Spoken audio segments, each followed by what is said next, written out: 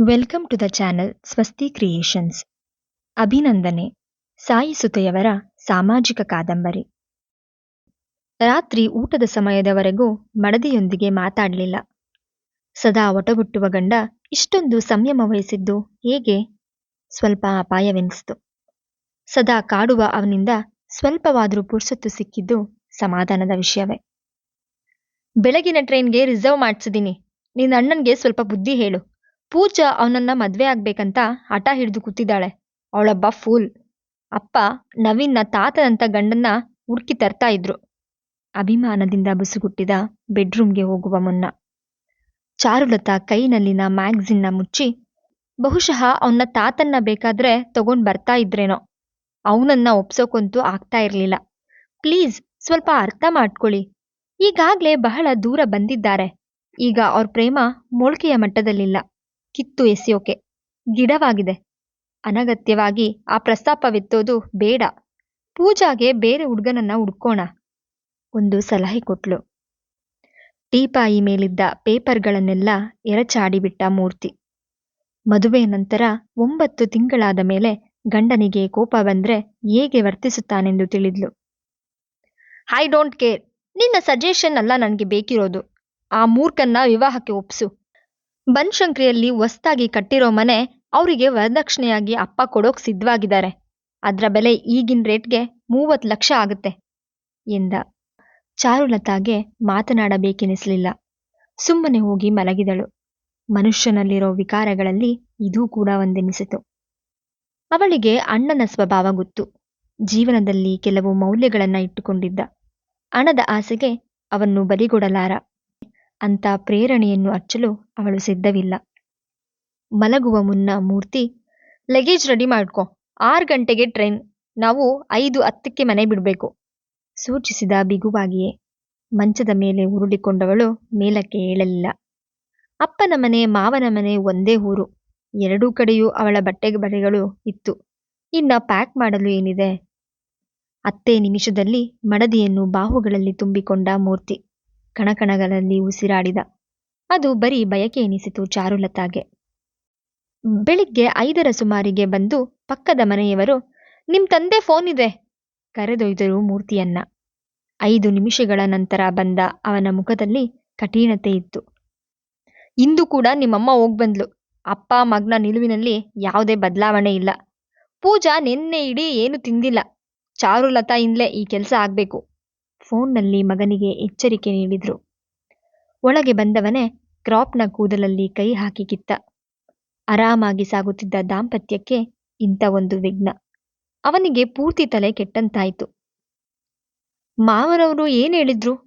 ಸ್ನಾನ ಮಾಡಿ ತಲೆಗೆ ಟವಲ್ ಸುತ್ತಿಕೊಂಡು ಬಂದ ಚಾರುಲತಾ ಕೇಳಿದ್ಲು. ಕೂತಿದ್ದವನು ಎದ್ದು ನಿಂತು ಮುಷ್ಟಿ ಬಿಗಿ ಹಿಡಿದು ತೋರು ಬೆರಳತ್ತಿ, ಬಿ ಕೇರ್ಫುಲ್. ಪೂಜಾನ ನವೀನ್ ವಿವಾಹವಾಗ್ಲೇಬೇಕು, ಇಲ್ಲದಿದ್ರೆ ಪರಿಣಾಮ ನೆಟ್ಟಗಾಗೋಲ್ಲ ಎಂದವನು ಟವಲ್ನನ್ನು ಹೆಗಲ ಮೇಲೆ ಹಾಕಿಕೊಂಡು ಸ್ನಾನಕ್ಕೆ ಹೋದ. ತೀರಾ ಅವಿವೇಕವಾಗಿ ಕಂಡ ಮೂರ್ತಿ, ಪ್ರತಿಯೊಬ್ಬ ವ್ಯಕ್ತಿಯ ಜೀವನದಲ್ಲಿ ವಿವಾಹಗಳು ಎಷ್ಟು ಮುಖ್ಯವೋ ಸಂಗಾತಿಯ ಆಯ್ಕೆಯಲ್ಲಿ ಅವರದೇ ಹೆಚ್ಚಿನ ಪಾಲು. ಇಷ್ಟು ಅರ್ಥವಾಗದೆ ತೀರಾ ಬೇಸರದಿಂದಲೇ ರೆಡಿಯಾಗಿ ಮೂರ್ತಿಗೆ ಒಂದು ಕಪ್ ಕಾಫಿ ತಂದಿಟ್ಟಳು. ನವೀನ್ ಈಗಾಗ್ಲೇ ತನ್ನ ಸಂಗಾತಿಯನ್ನ ಆರಿಸ್ಕೊಂಡಿದ್ದಾನೆ. ನಮ್ಮ ಹೋಗುವಿಕೆಯಿಂದ ಯಾವುದೇ ಪ್ರಯೋಜನವಾಗ್ದು. ಪೂಜಾಗೆ ಬೇರೆ ಸಂಬಂಧ ನೋಡೋಣ. ಒತ್ತಾಯದ ವಿವಾಹಗಳಿಂದ ಯಾರು ಸುಖಿಗಳು ಆಗೋಲ್ಲ. ಮುಂದಿನ ಚಿತ್ರವನ್ನು ಬಿಡಿಸಿಟ್ಟಿದ್ದಳು ಅತ್ಯಂತ ನವಿರಾಗಿ. ಕಾಫಿಯ ಕಪ್ನ ಗೋಡೆಗೆ ಎಸೆದ. ಅದ್ನ ಆಮೇಲೆ ಯೋಚಿಸೋಣ. ನವೀನ್ ಪೂಜಾ ಮದ್ವೆ ಆಗ್ಲೇಬೇಕು. ಅವಳ ಜೊತೆ ಓಡಾಡಿ ಈಗ ತಪ್ಸ್ಕೊಳ್ಳೋಕ್ಕಾಗಲ್ಲ ಕನಲಿದ. ಮಾತು ಬೇಡವೆನಿಸಿತು ಚಾರುಲತಾಗೆ. ಆದ್ರೆ ಅವನ ಮಾತಿನ ರೀತಿಗೆ ಗಾಬರಿಗೊಂಡ್ಳು. ನವೀನ್ ಸರಸಿ, ಸರಳ ಮಾತಿನವ, ಆಕರ್ಷಕವಾಗಿ ಹರಡುತ್ತಿದ್ದ. ಇವಳು ಮೂರ್ತಿಯ ವಿವಾಹ ಗೊತ್ತಾದ ಮೇಲೆ ಪದೇ ಪದೇ ಬರುತ್ತಿದ್ದ ಪೂಜಾ ಅವನನ್ನ ಡ್ರಾಪ್ ಮಾಡುವಂತೆ ಗೋಗರೀತಿದ್ಲು. ಕೆಲವೊಮ್ಮೆ ಬಲವಂತ ಮಾಡಿ ಶಾಪಿಂಗ್ಗೆ ಕರೆದೊಯ್ಯುತ್ತಿದ್ದುಂಟು.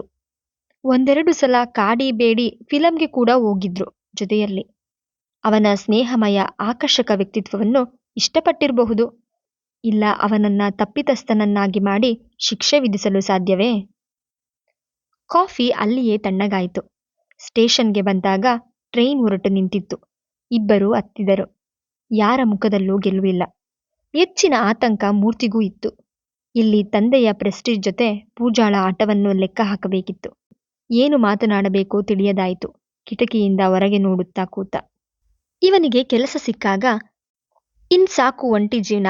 ಅಕೌಂಟ್ ಸೆಕ್ಷನ್ನಲ್ಲಿ ಕೆಲಸ ಮಾಡ್ತಾ ಇರೋ ವಾಸುದೇವಯ್ಯನಿಗೆ ಒಬ್ಳು ಮಗಳಿದ್ದಾಳೆ. ಅಂತ ದೊಡ್ಡ ಅನುಕೂಲವೇನಿಲ್ಲ. ಒಳ್ಳೆ ಜನ, ಹುಡುಗಿನೂ ಚೆನ್ನಾಗಿದ್ದಾಳೆ. ನಿಮ್ಮಮ್ಮನಿಗೆ ಒಪ್ಪಿಗೆ, ನೀನೊಮ್ಮೆ ನೋಡ್ಬಿಡು ಅಂದ್ರು. ಚಾರುಲತಾ ನಿಜವಾಗಿಯೂ ಅವನ ಮನಸ್ಸಿಗೆ ಬಂದಳು. ಗಂಡಿನ ಕಡೆಯವರು ಏನೂ ಕೇಳ್ದಿದ್ರು ಸಾಕಷ್ಟು ಚಿನ್ನ ಹಾಕಿ ಬೆಳ್ಳಿ ಹಾಕಿ ವರನಿಗೆ ಸಂಪ್ರದಾಯಿಕವಾಗಿ ಕೊಡಬೇಕಾದದ್ದನ್ನು ಕೊಟ್ಟು ವಿವಾಹ ಮಾಡಿದ್ರು. ಎರಡೂ ಮನೆಯ ನಡುವೆಯೂ ಉತ್ತಮ ಸಂಬಂಧವಿತ್ತು. ಹೋಗಿ ಬರುವಷ್ಟರ ಮಟ್ಟಿಗಿನ ಸ್ನೇಹ. ಎಲ್ಲವೂ ಚೆನ್ನಾಗಿದ್ದಾಗ ಹುಟ್ಟಿಕೊಂಡಿದ್ದು ಒಂದು ಸಮಸ್ಯೆ. ಹೇಳಿದ್ದು ನೆನ್ಪಿದ್ಯಾ? ಪಿಸು ದನಿಯಲ್ಲಿ ಉಸಿರಿದಾಗ ಎದುರಿಗೆ ಕೂತಿದ್ದ ನಡುವಯಸ್ಸಿನ ಹೆಣ್ಣು ಇವಳನ್ನ ದಿಟ್ಟಿಸಿದಳು. ಏನು ತಿಳ್ಕೋಬೇಡಮ್ಮ, ನನ್ ಮಗಳು ನಿನ್ನಂಗೆ ಇದ್ಲು. ಇದೇ ವಯಸ್ಸು. ನಿನ್ನಷ್ಟೇ ನಾಜೂಕಾದ ಹುಡುಗಿ. 2 ವರ್ಷಕ್ಕೆ ಮುನ್ನ ಆತ್ಮಹತ್ಯೆ ಮಾಡ್ಕೊಂಡ್ಳು. ಆಕೆಯ ಕಣ್ಣಿಂದ ಕೆನ್ನೆಯ ಮೇಲೆ ಉರುಳಿದ ಕಂಬನಿಯ ಬಿಂದುಗಳನ್ನು ನೋಡಿ ಶಾಕ್ ಆದಳು. ಅಳ್ಬೇಡಿ, ಹುಟ್ಟಿನ ಜೊತೆ ಸಾವು ಕೂಡ ಖಚಿತವಾಗಿರುತ್ತೆ. ಇಲ್ಲಿ ಇರೋರು ತಾನೇ ಯಾರಿದ್ದಾರೆ? ಏನಾಗಿತ್ತು? ವಿಚಾರಿಸಿದಳು.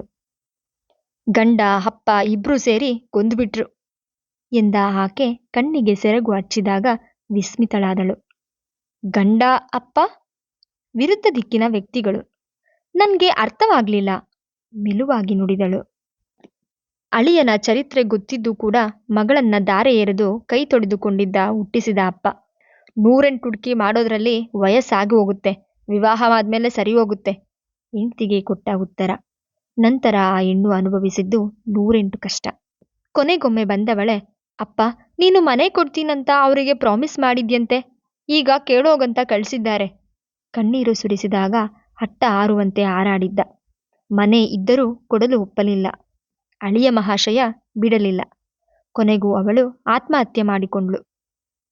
ನೇರವಾಗಿ ಅವಳ ಸಾವಿಗೆ ಯಾರೂ ಕಾರಣರಲ್ಲದಿದ್ದರೂ ಆಕೆಯ ದೃಷ್ಟಿಯಲ್ಲಿ ಇಬ್ಬರೂ ಅಪರಾಧಿಗಳೇ. ಕಣ್ಣೀರಿನೊಂದಿಗೆ ಆಕೆ ತೆಗೆದುಕೊಂಡ ನಿರ್ಧಾರ ಕೂಡ ತಿಳಿಸಿದಳು. ನಾನು ಈಗ ಹಳ್ಳಿಯಲ್ಲಿ ಒಂಟಿಯಾಗಿದ್ದೇನೆ. ಮಗಳು ಸತ್ಮೇಲೆ ಅವರಿಬ್ಬರ ಮುಖಗಳನ್ನು ನನಗೆ ನೋಡೋಕೆ ಇಷ್ಟವಾಗಲಿಲ್ಲ. ಹೆಚ್ಚು ಓದು ಬರಹವಿಲ್ಲದ ನಡು ವಯಸ್ಸಿನ ಹೆಣ್ಣು ತೆಗೆದುಕೊಂಡ ನಿರ್ಧಾರಕ್ಕೆ ಚಕಿತಳಾದಳು ಚಾರುಲತಾ. ಮುಂದಿನ ಸ್ಟೇಷನ್ನಲ್ಲಿ ಮಾರಲು ಬಂದ ಕಿತ್ತಳೆ ಹಣ್ಣು ಹೂವನ್ನು ಕೊಂಡು ಅವಳ ಕೈಯಲ್ಲಿಟ್ಟಳು.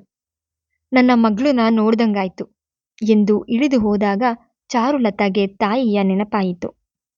ಸ್ಟೇಷನ್ನಲ್ಲಿ ಇಳಿಯುವಾಗ ನವೀನ್ನ ಕಂಡು ಅವಳಿಗೆ ಆಶ್ಚರ್ಯ. ಬಹುಶಃ ಬರುವ ವಿಚಾರ ಅವನಿಗೆ ತಿಳಿದಿರಬಹುದೇ? ಮೆಲ್ಲಗೆ ನೋಟ ಮೂರ್ತಿಯತ್ತ ಹರಿಸಿದಾಗ ಅವನು ಬೇರೆಡೆ ನೋಡುತ್ತಿದ್ದ. ಅದು ನಟನೆ ಎನಿಸಿತು. ಅವನು ತೀರಾ ಸರಸಿ. ಅವಳಿಗೆ ಬೋರಾದ್ರೂ ಮಾತು ನಿಲ್ಲಿಸುತ್ತಿರಲಿಲ್ಲ. ಅಂಥವನು ಗಪ್ಚಿಪ್ಪಾಗಿ ಇದ್ದಿದ್ದು ಖಂಡಿತ ಸರಿ ಎನಿಸ್ಲಿಲ್ಲ. ಏ ಚಾರು, ಒಂದಿಷ್ಟು ವಿಷಯ ತಿಳಿಸ್ದೆ ಸರ್ಪ್ರೈಸ್ ಮಾಡ್ಬೇಕಂತ ಬಂದ್ರಾ? Thank you. ಇಲ್ಲೇ ಇಡದ್ನಲ್ಲ. ಓಡಿ ಬಂದು ಅವಳ ಕೈಯಲ್ಲಿದ್ದ ಬ್ಯಾಗ್ ಕಸಿದುಕೊಂಡ. ಏದಿಸಿರು ಬಿಡುತ್ತಾ ನವೀನ್ ಸಂತೋಷದಿಂದ, hello Murthy, how are you? ಭುಜದ ಮೇಲೆ ಕೈ ಹಾಕಿದಾಗ ಸ್ವಲ್ಪ ಸರಿಸಿದವನು, ಲಗೇಜ್ ಉಳಿಸ್ಕೊ, ಟ್ಯಾಕ್ಸಿ ನೋಡ್ತೀನಿ, ಹೊರಟೇ ಬಿಟ್ಟ. ನವೀನ್ ಬೆಪ್ಪಾದ. ಮದುವೆ ನಿಶ್ಚಯವಾದ ಮೇಲೆ ಮೂರ್ತಿ ಅವನು ಫ್ರೆಂಡ್ಸ್ ತರಹ ಇದ್ದರು. ಆರಾಮಾಗಿ ಬೈಕ್ ಮೇಲೆ ಸುತ್ತಾಡಿದುದುಂಟು. ಜೊತೆಯಾಗಿ ಮೂವಿ ನೋಡಿದ್ದೂ ಉಂಟು. ಗಂಟೆಗಟ್ಲೆ ಹರಟೆ ಹಿಡಿದಿದ್ದೂ ಉಂಟು. ತಕ್ಷಣ ಈ ಬದಲಾವಣೆಗೆ ಕಾರಣವೇನು? ಚಾರು, ಇದೇನಿದು? ನಿಮ್ಮಿಬ್ಬರ ಮಧ್ಯೆ ಏನಾದ್ರೂ ಪ್ರೇಮ ಕಲಹನ? ಸನಿಹಕ್ಕೆ ಬಗ್ಗಿ ಪಿಸುಗುಟ್ಟಿದಾಗ ಆರಾಮಾಗಿ ನಕ್ಕು ಬಿಟ್ಟಳು. ಹೇಳಿ ಕೇಳಿ ಲೆಕ್ಚರರ್ ಅಲ್ವಾ ಅಂದಳಷ್ಟೆ. ಅವನಿಗೇನು ಅರ್ಥವಾಗಲಿಲ್ಲ.